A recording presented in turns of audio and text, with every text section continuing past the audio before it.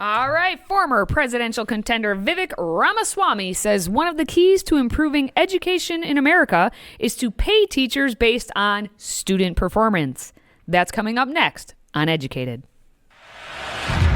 Let's get educated. That's why we're here, to bring you the stories impacting K-12 classrooms and college campuses. It's time for a little education.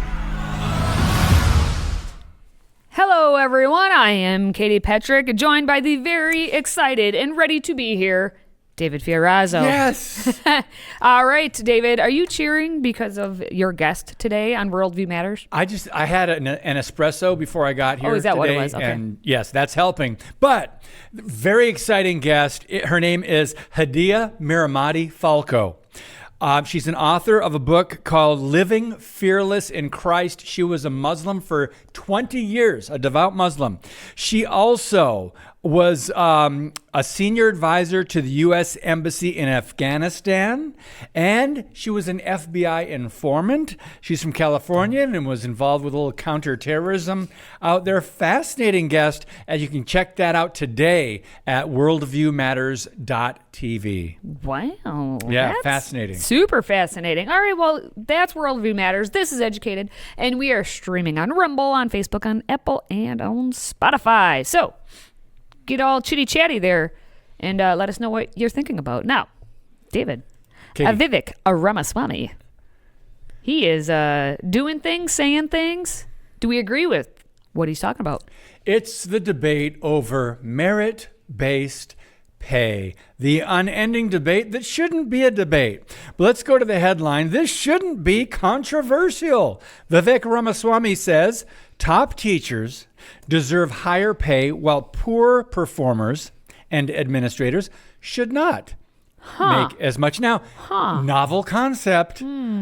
But let me just say again, we rail on the teachers' unions and the public schools and most, I emphasize most, government-paid employees and teachers.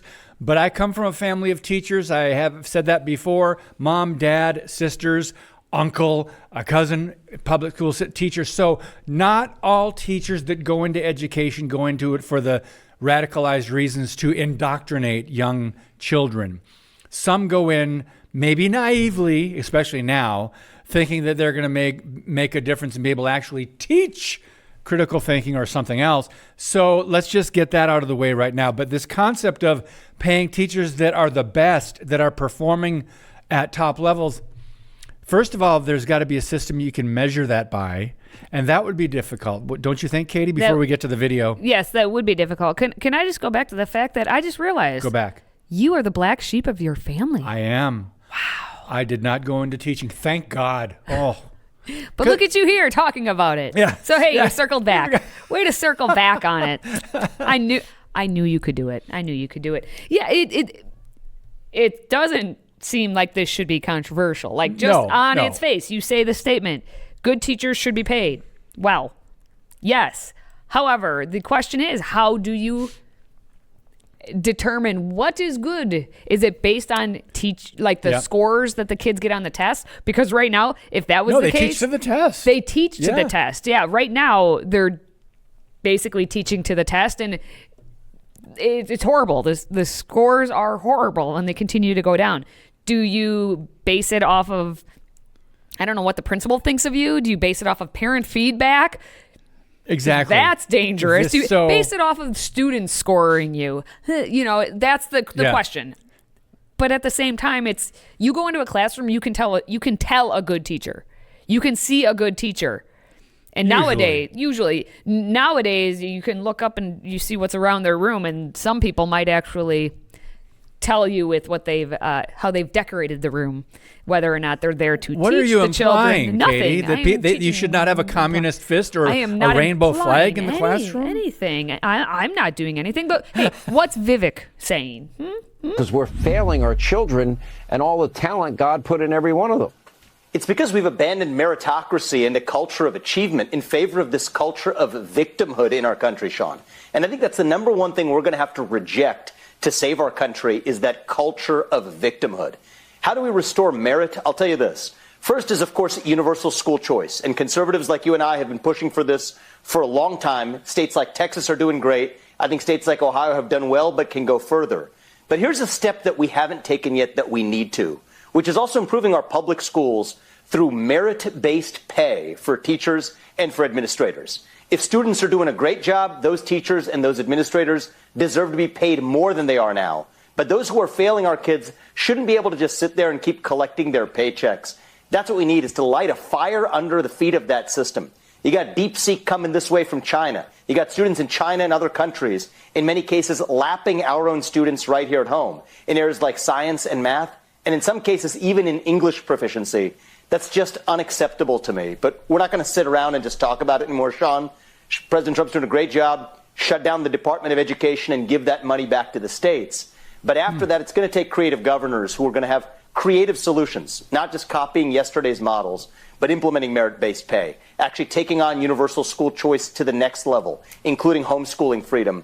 That's how we're going to set our kids free. Well, there's part of it, Katie, governors, the states, and creative solutions. But then again, we have some radical blue state governors that they're loyal to the leftist teachers unions. And do you think they're going to reward the best teachers? And again, there's so many. I agree with him, but and by the way, they're trying to find a way to get rid of the Department of Education.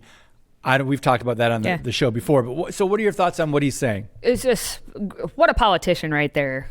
Let's not forget, he is running for governor in Ohio. Yeah, so he's got political speak in him. Yes. But here's what's so interesting to me is the difference between the last administration and this administration. If you are against this merit-based pay, what they are trying to do is say, give control back to the states. Let the states determine this. Mm-hmm. It's not coming at the federal level. Last administration, everything's at the federal level, so you have no way of actually knowing who the good teachers are. That needs to be done at the local level. The parents, the kids, the administrators, the school board, the other fellow teachers, all of them have more eyes on what's happening in the school than anyone ever will in Washington, D.C. So instead of Trump administration coming in and being like, well, we're in charge now, so we're going to determine who the good teachers are. They're saying, no, we still don't have that power in Washington. We need to give it back to you at the state level. So, if we can do that, if we can throw it back to the states and let states decide and let local municipalities decide, that's the closest way we will be able to do a merit-based pay system that would be effective. Yes. But at the same time, again, determining who those teachers are, you've got radicals scratching each other's backs and saying, yeah, I'll say, because this person, I like their worldview and ideology, they're going to just say, even though they might not be one of the best teachers, but because they're going to be obedient to the system. In my counter to that is, yes, that is exactly what we have. That's what all of them are getting paid. All the radicals are getting paid. Yeah. And the good teachers are leaving. Sadly. If we at least turn the power back over to the local municipalities and get the federal government out of it, yes, you will still have that, you scratch my back, I'll scratch yours, but maybe some of the good teachers will come back, but some of the radicals will also get booted. I'm an optimistic realist. Katie, over here. You are an optimist. It's not going to be like all or nothing. There's going to be the blend, but hey, that will be on the path. But I hope they use, meaning the Trump administration, this next year and a half, because you can't assume you've got time after the midterms. So you've got to do as much as you possibly can in this first 100 days and then this first year and a half. And I hope there will be sweeping changes. They're necessary changes to a broken and corrupt education system. All right, I have a quick question. Yes. / observation. Are we changing topics now? A little bit. David, yes. What are you holding in your hand there? A Worldview Matters pen, but I know you didn't want that much detail probably. Well, I just want to know, are you able to hold that properly? Yes, I am. Well, and I can't even write with it. Stop. Now, print or write. Ooh, the question is, can a 5-year-old hold a pencil? Because an opinion piece in The Guardian, written by an early years education specialist, states that she has seen a drastic decrease in children's abilities to be ready to enter the classroom. And as you see, some kids aren't able to hold a pencil. Oh, that's so sad. Or sit upright. Oh, my goodness. So you can probably guess the culprit. I mean, just off the top of your head. But we're going to show you a news clip from about 6 years ago, which already nailed it. A group of doctors say kids use so much tech that they cannot hold a pen or pencil because they lack the hand strength and dexterity. British pediatricians are blaming the erosion of basic motor skills on the changing culture among parents who rely heavily on technology. Pediatric occupational therapist Sally Payne told The Guardian, quote, "It's easier to give a child an iPad than encouraging them to do muscle-building play, such as building blocks." One mother admitted to reporters that she had only given her son high-tech gadgets to play with, leaving him unprepared for grade school. The mother also told The Guardian, quote, "When he got to school, they contacted me with their concerns. He was gripping his pencil like cavemen held sticks." Yes. Me, caveman. Yes. So Catherine Peckham is one who wrote the article, and she said, "I have seen kids racked with separation anxiety and unable to form bonds. Upset and confused, they miss instructions and hold back or lash out. To a busy teacher, this looks like a lack of ability or a disruptive child to be managed. Children are simply being set up to fail." So kids are coming in not able to hold pencils. They can't sit up. They are having separation anxiety. They can't form any bonds. They're upset. They're confused. They don't know what's going on. And what's the culprit? Maybe a little bit too much screen time and not enough looking out at the world around them and interacting with the world around them. Now, a survey of 1,000 primary teachers in England and Wales found that 49% thought the problem of children being unready for school has gotten worse in the past year. So this is new stuff. COVID was 5 years ago, just to put it out there. Oh, so you can't blame COVID anymore. They're still blaming COVID. Still trying. which it does make sense because those kids were born. The ones who are going to be going into kindergarten were babies when COVID hit, and so developmentally, if everything got paused and hasn't regained, we'll see what happens here. But the report's findings suggested too many parents are failing to support the development of their children in spite of, we know, having their best interests at heart. As a mom of a 5-year-old, I am 122% guilty of, I'm just going to put the TV on. Let them watch some TV. Yes. We do have a law, this is a non-negotiable. Kids are not getting iPads, though. That's I draw the line there. Okay. Because at least that, or no phones or no that, so they have to be far away. But I'm still definitely guilty. Unfortunately, I know of too many people around me who also have children my age, of my kids' age, and they have these iPads and they can't break away from the iPads. What are your thoughts, David? Well, I'm just looking at one stat that's very interesting in this article. It says 9 out of 10 parents considered their child ready for school. My kids are ready to go. Teachers said only 1 in 3 children were not. So 1 in 3, that's 3 out of 10 who are not ready. But 9 out of the 10 parents think they are. Most parents, in other words, say, my kids are ready. Yeah. But then they got there holding their pencils like cavemen. By the way, how do they know how cavemen held pencils? And were there even pencils back then? But anyway, that's just one of my 2 cents there. That's fascinating. Isn't now, let's look at a little bit more statistics. Talking from various teachers, and they reported on specifics. The Guardian even reported some children starting school unable to climb staircase, finding England and Wales teacher survey. Yeah, so here's what some of the things are. I've got 2 children in my class who physically cannot sit on the carpet. They don't have core strength. This is a reception teacher in Northwest, wherever that is, told the researchers. A deputy head in the Northwest reported an increase in delayed walkers with clumsy movements, dropping things, unable to climb a staircase, while a reception teacher said pupils were using Americanisms, I like that, such as trash and vacation, that they had picked up online. So vacation Meanwhile, is an Americanism? There's some kid, American kids out there talking like Peppa Pig.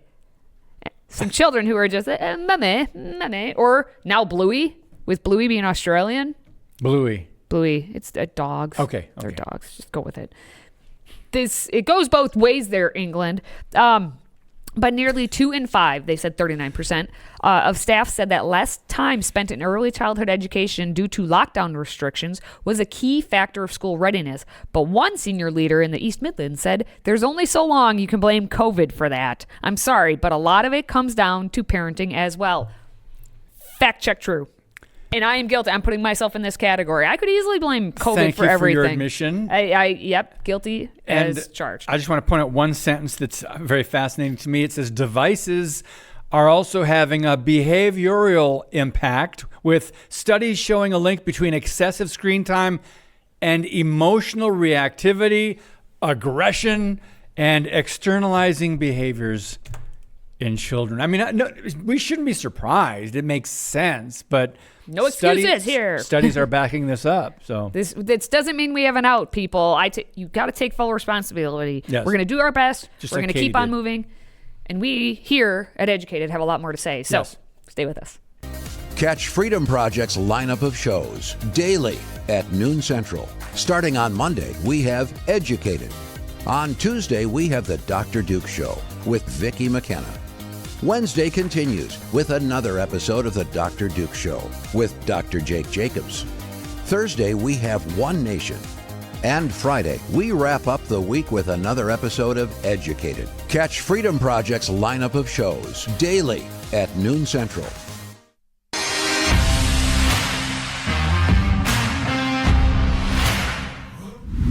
See, now instead of having your kids be in front of a screen, why don't you bring the people behind the screen to you? And that comes in the form of rappers, like the musical, I guess, kinds of people. We have basically a program called Reading with Rappers. What? Where it's a school program highlighting the importance of reading one beat at a time. Now, students' abilities to read have gone lower and lower, and so we got to encourage the children to read more, to be excited about reading. And so in North St. Louis... Of course, St. Louis. Of course.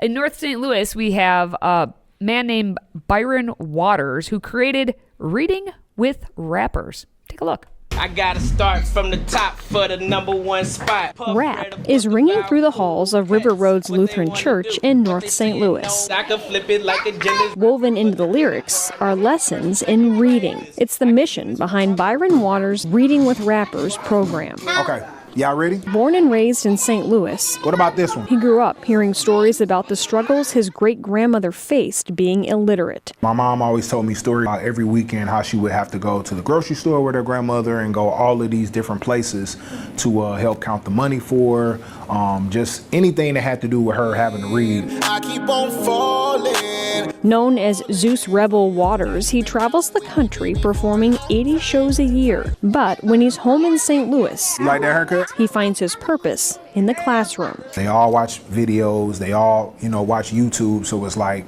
somebody show it to your classroom that look like a video that you watched last night, and you gonna look at that and say, oh wow, and he's talking about reading and talking about stuff that's positive. Maybe it may make you say, well, I can still look this way, but I can be totally different. Gonna drop the beat? So, Gonna drop the beat? I have a lot of questions about this. I mean, I want to say, thank God it's not a drag queen. Yeah, almost anything that would help children really learn to read, to do math, to understand English better, to be able to write or history or whatever, is a better thing than what they've been doing. But I'm looking around the classroom, seeing if I can see anything that's also posted, maybe to give you an idea of ideology and stuff like that. But you got to look at what are they reading. They didn't really say what kind of book they were teaching the kids, even though it's a creative and clever idea. But those are my 2 cents. I don't want to say I'm skeptical, but I would like more information. On the positive side, I'll take the optimist view of this. Negative. I know. I'm just gonna be a little optimistic here. That's all. Well, I did. Number one, it's a Lutheran school, so hopes.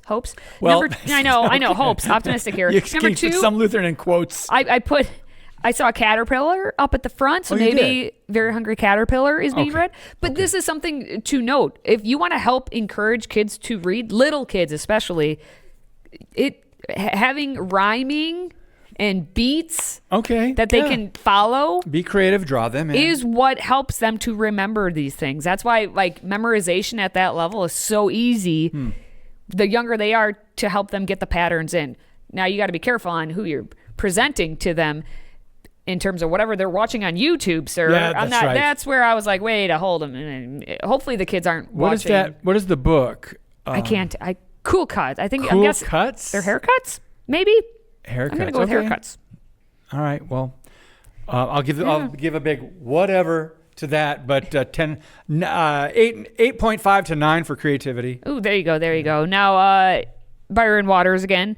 His group is called Reading with Rappers, and the parents that they interviewed in that story actually talked about how they need to make reading a priority, and this is helping their kids, and they are being active in it. So great. That's maybe why I'm being optimistic too. If it's helping, good. And for originality, I'll give it an 89. 89. 89 out of 100. Out of 100. Okay. For originality. There we go. All right. Well, hey, up next we do have our Babylon Bee headlines to discuss, and if you would help us pick a winner. Stick around. In 2024, we find ourselves at a pivotal moment where the call for unity, freedom, and a better future echoes louder than ever.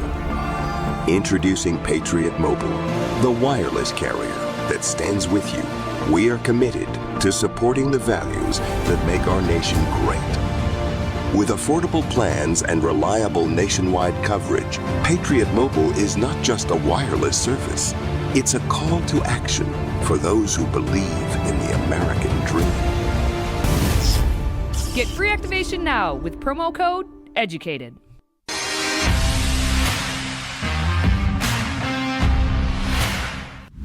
All right, before we wrap things up for the week, let's take a look at everyone's favorite satire site, the Babylon Bee.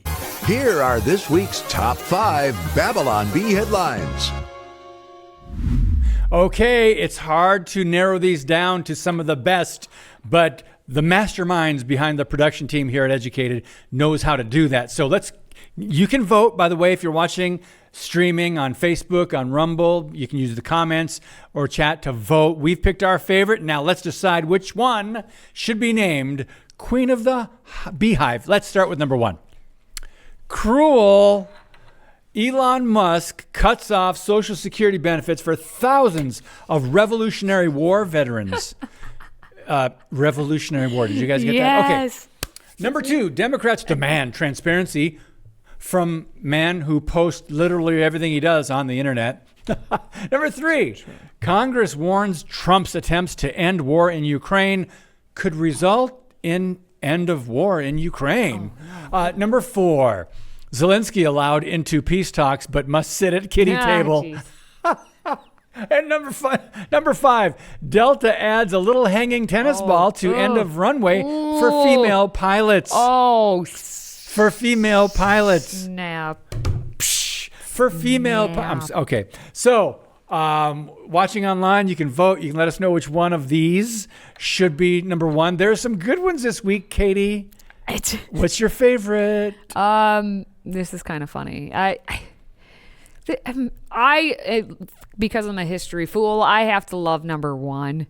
The fact because they found so many extra Social Security numbers than we have living humans. Well, legal, either legal immigrants, legal citizens of this country. They're cutting off the Revolutionary War veterans there too. Yep.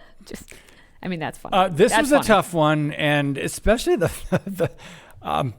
DEI indicator there, the female pilots, where Delta added the tennis ball at the end.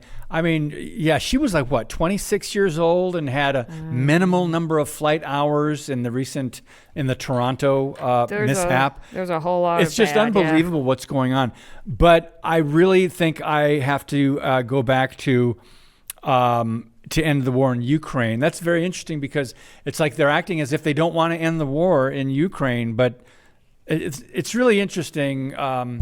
They're close to truth here in almost every one of these. So that's what makes it so hard to decide which one should be the best. But of course, I like yours too.